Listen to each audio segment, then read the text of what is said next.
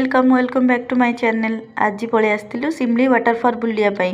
तो वाटरफॉल बहुत गुड़े देखी कि सिमलीटा मुझे देखी नी घर पाख जेहेतु बहुत टाइम आसबी बोली एमती होकर आसी पारी। आज गोटे मन है तो बाहर की समस्ते पलि आसलु वाटरफॉल देखिए। भगवान माने प्रकृतिर दृश्य एमती किसी सुंदर मनलोभा लगे।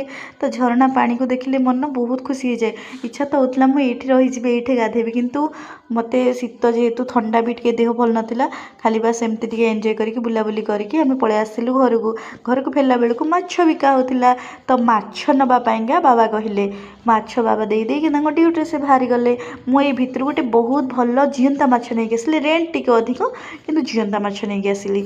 से भाई भलसे कटाकटी करके देदेले से डेली आसी आम द्वार ही बिकती।